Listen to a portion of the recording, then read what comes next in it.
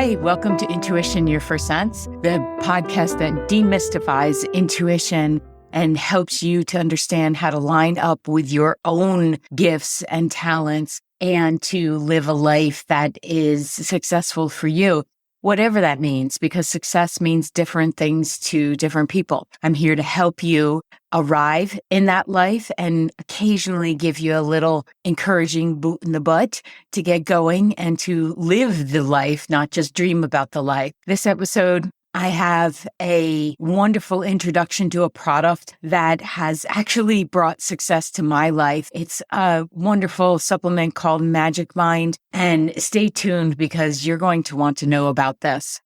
Hi there. Welcome to Intuition, Your First Sense. Thanks for being here with me, you amazing beings, you. So full of light and emotions and intuition and brilliance, and so absolutely thrilled to have you in my sphere, in my world. And this subject that I'm going to talk about today is coming up because of a funny thing that happened in a session, but also because it's, you know, that expression, it was sitting on my heart. Well, this has been. And it's also in the subject matter of listening to the heart. And I was working with someone not too long ago, and she's not a big fan of emotions. And she has this brilliant, analytical, very intellectual thinker and a big feeler, but didn't want to feel. And I so get that, because my previous defense mechanisms would be, I don't need to feel anything. I'll just power through. I'll just move through this, whatever it is. Yep, it's fine. No problem. Got this. What's our next step? Let's go there. And that was before I realized the power of feeling. I was asking her if we could ask her heart what it wants. And she swore, and which is so allowed in my sessions because they're words and they have expression behind them. So she said, F that. And I came right back with, yup, we're going to F that. We're going to feel that. That's what we're here to do. We're here to feel what's going on.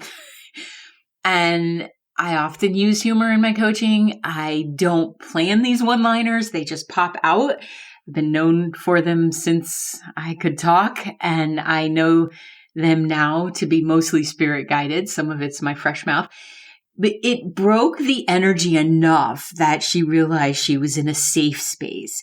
Whatever she felt was going to be okay with me. Whatever you feel. They're your feelings. How can I tell you that they're not right? I may help guide you to a feeling, a description of that feeling. Maybe you're calling it resentment, and I'm like, I'm feeling anger because they have a frequency to them. So when she said F that, I mean, you're speaking my language. It's a word I use often, quite frankly.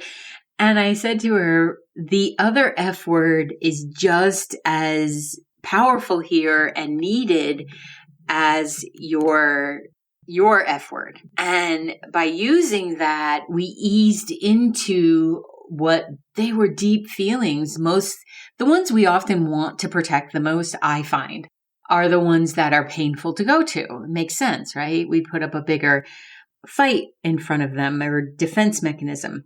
And once she trusted that she was going to be okay, this is a newer client, so I can understand that she wasn't sure.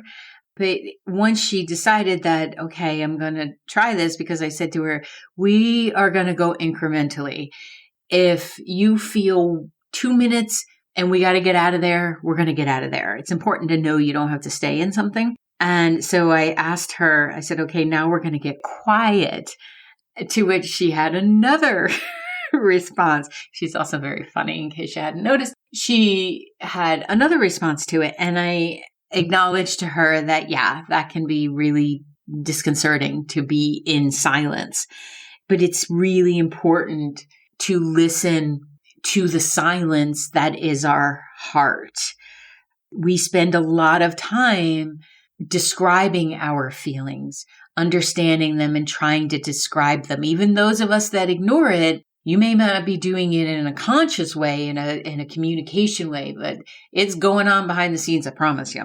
And then in the practice of communicating to others, the emotion, the love you hold, and then you have that annoying coach who's asking you to feel what's going on there. And when she trusted again enough, and I do not take lightly the trust that people place in sessions. Actually, one of the challenging things of doing things virtually, because when I was in person with people, I could put my hand on their knee or offer them support in the room. And although the virtual allows me to be anywhere in the world, there are some limitations. Now, she probably wouldn't have wanted me to hug her anyway, but by feeling and by being silent, she was able to experience what her heart has been trying to say to her, which was, it's okay to feel this anger towards family members who have treated her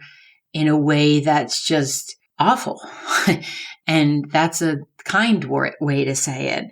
It's okay to feel that you want to lash out at them too. It's okay to feel abandoned and left.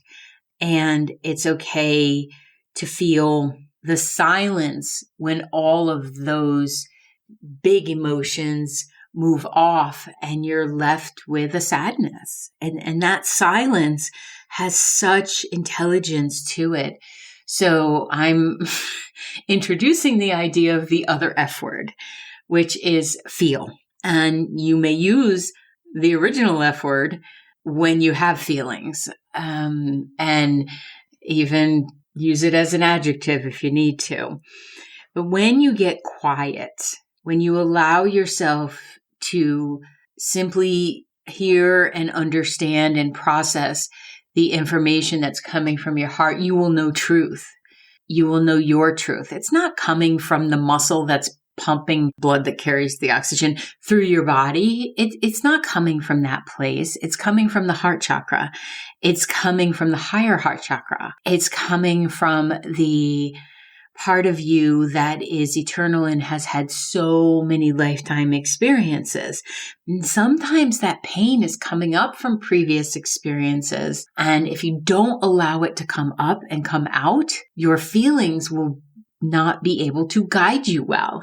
And therefore, your intuition won't be as on point. We have to be able to feel what's going on and then use that beautiful brain of yours to process. And feelings often come in waves. They often rise and fall, and they'll be loud, and then there'll be silence that follows. And that silence can have a peace to it that when you work up your courage to ride the wave of the higher velocity emotions, the ones that are after often bring a sense of appreciation and the courage that it took to feel and to allow yourself to be vulnerable.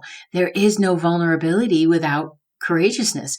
There is no vulnerability without a little bit of fear, because if you're really accessing vulnerability, your knees should be knocking a little bit, and it becomes a feeling of empowerment to say, okay, in this moment of vulnerability, this is what I'm going to offer. And the healing wisdom that is in that silence that sits in the center of that chakra is life-giving. It's life force creating. It's beautiful. When I'm using my intuition, my clairvoyance to see people's emotions rather than just feel them, I want to see them too. They look like the Northern Lights to me. They are what I imagine the Northern Lights to be. I will one day see those in person because it feels like that and it looks like that. And I just want to experience it and feel all of the emotions that will come up from being like, yes, this is what I see in each individual being, these northern beautiful lights. And with that, feel the beauty of this entire universe.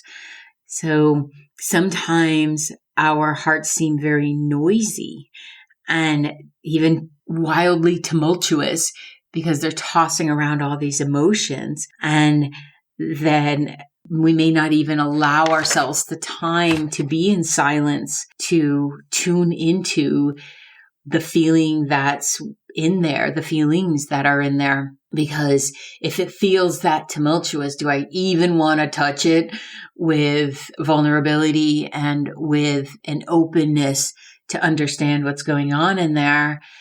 And we can create a negative energy, an unsupportive belief around it that feelings are not okay.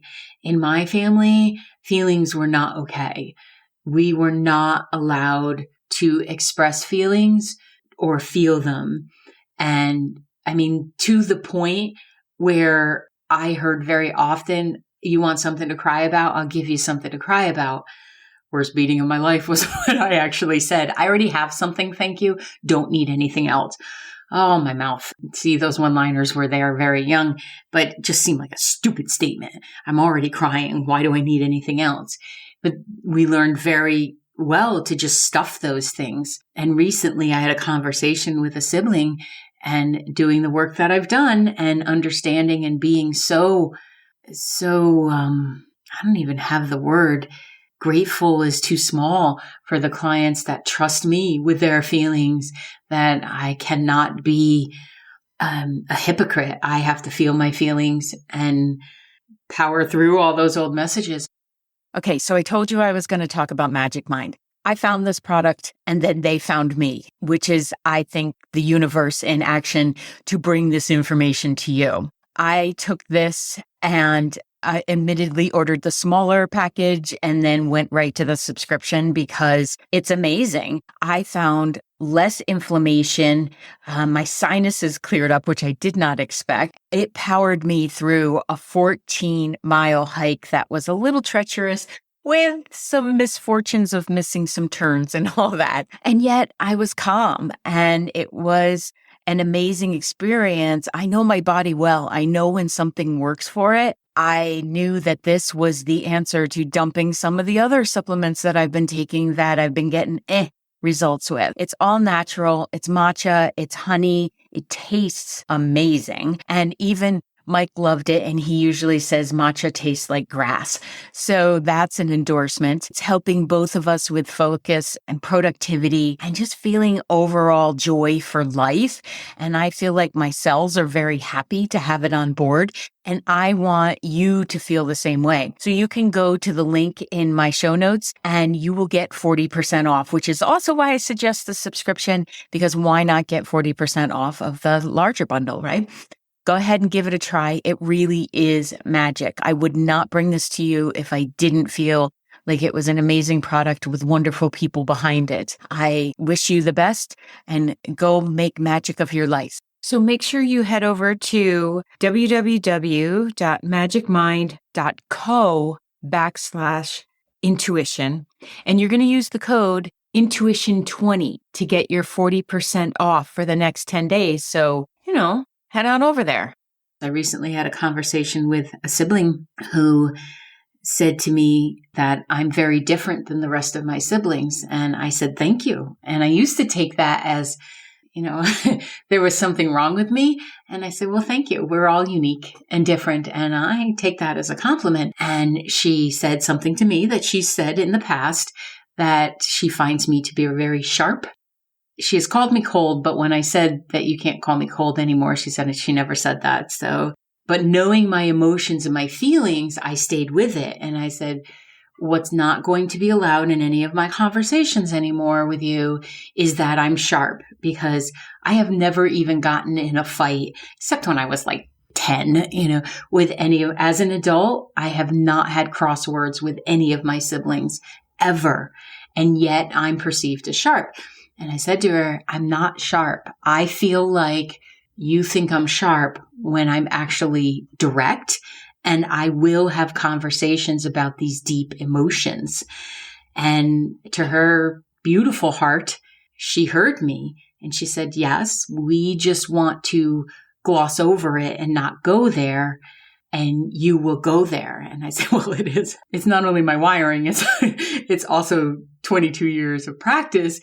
And I know this to be where people heal. And of course, I want the people that I love to feel heard and seen. So had I not dealt with the emotions before, the anger of being accused of being something when there's no evidence to that, and of being seen as something I'm not, had I not spent the time in the emotion with a therapist, with friends, with my amazing partner and a dear friend who is just so insightful, and it helps that she's also a psychiatrist, who basically did what I call the Vicky intervention and didn't let me out from underneath my feelings. Like they held space while I felt my feelings and tried to brush them away. And then realized that, oh no, I won't do this anymore. I was able to be in that space with my sibling lovingly, absolutely lovingly. And if she couldn't hear me, I had to be okay with the fact that we would not have conversations again, because although at least she says something to me. And we did laugh about this. I said, at least you come to me and say these things, so I appreciate that. But if I hadn't dug into the emotions in my heart of feeling ostracized, abandoned, nobody gets me, I reach out and nobody returns phone calls or texts or letters. And I'm like, that can lead you to feel like you are really, really despised in this situation. And then once I realized, no, it's just that they don't want to go there. Well, I do. And that's the type of person I want to be surrounded by. So by going there, only got there in silence, in journaling, and in walking with no music or podcast or anything, just the sound of my feet and nature, and asking what's really important to me and what am I feeling? Because if you're not taught to feel and you don't have the permission, don't give yourself the permission to feel, you will continue that process. And the amount of love that's possible in your heart is what I believe leads to the soul healing. And for me, an idea of, I don't want to do this in the next lifetime. I don't want to do this for the next couple decades, well, hopefully more than a couple decades that I'm of this planet. I want to feel peace in my heart and that I've done everything that I possibly can. So the silence that lives within us has great information, but if you don't access it, you will be running from your feelings. You'll be saying F those feelings. And then the beauty that is in nature and in animals and in the connectivity that's available to us, we just will miss that beauty. And we're so used to connecting with things that are solid that I feel like sometimes we try to make our emotions solid. I mean, all you have to do is scroll through social media and there's people all over the place. It sounded like a baby goat. Because they're trying to make it bigger to be something tangible when it's really the silence that will give you that information. And people, this is part of, don't tell your story over and over again. Go within and listen to what is the story that you're telling. So I could have told myself the story that people don't care, but I wasn't reaching out either. And then I reached out and still didn't get a response. So I had evidence. And I don't think it's that they don't care. It's just that we don't resonate at the same space.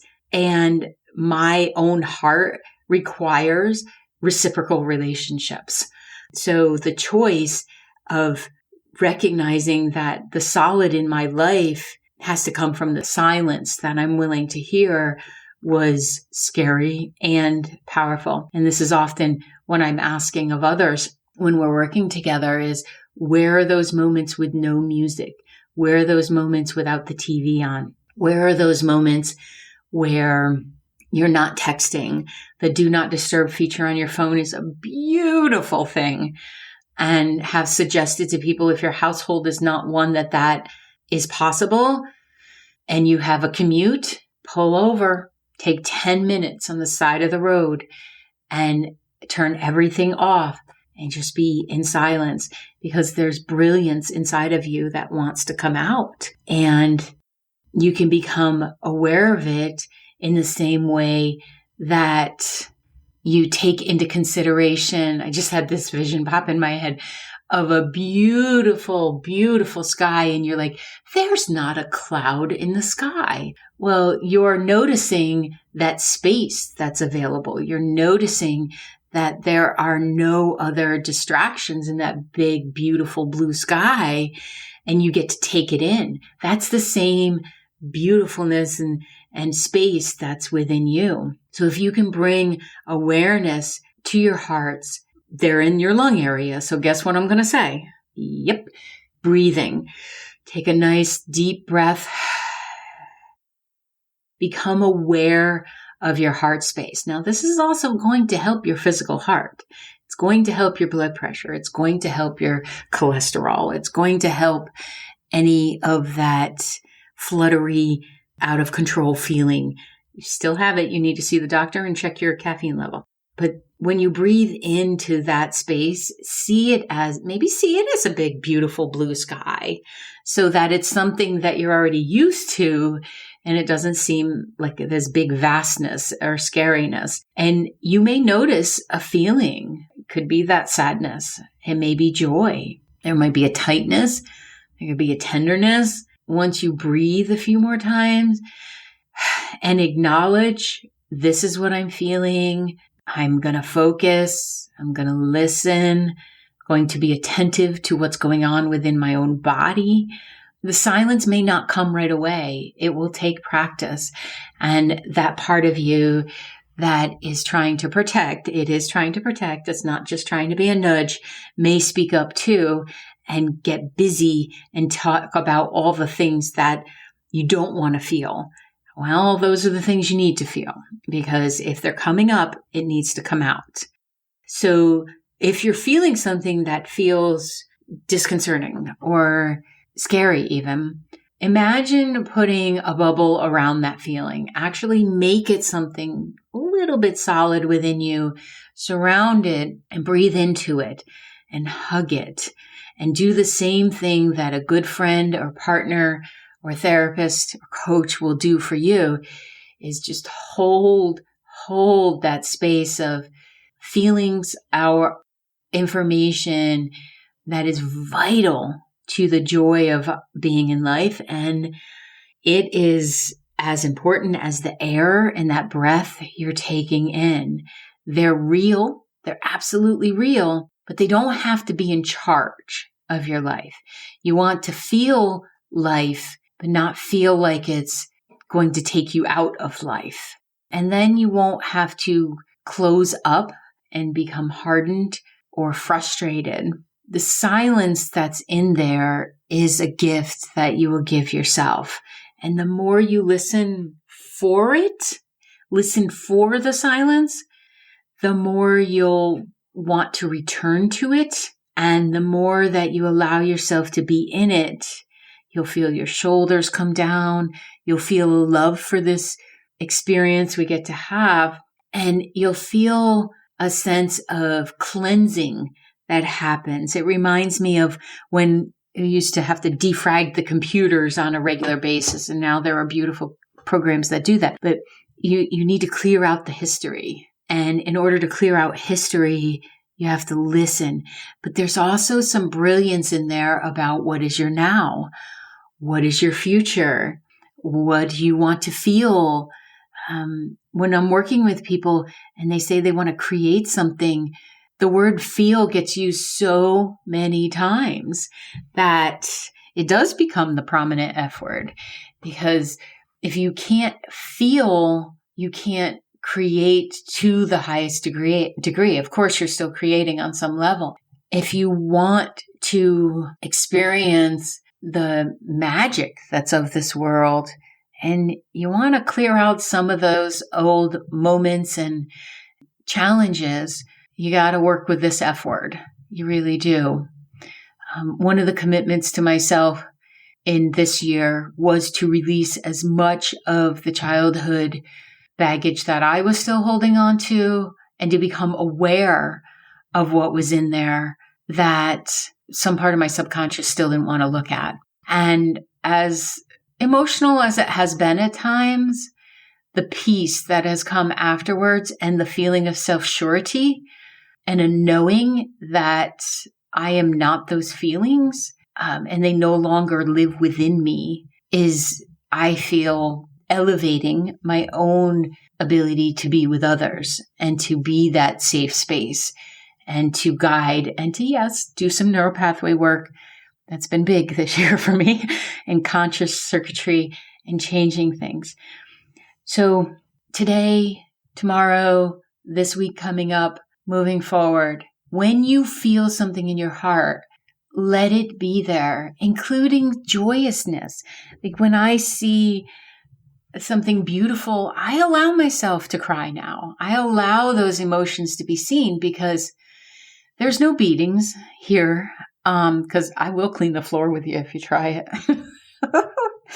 And reassuring my own heart center and reassuring my own brain and my essence and my light body and that I am safe allows me to open up my heart space to more and more and to feel safe in expressing my emotions to people, my boundaries. And I want that for you.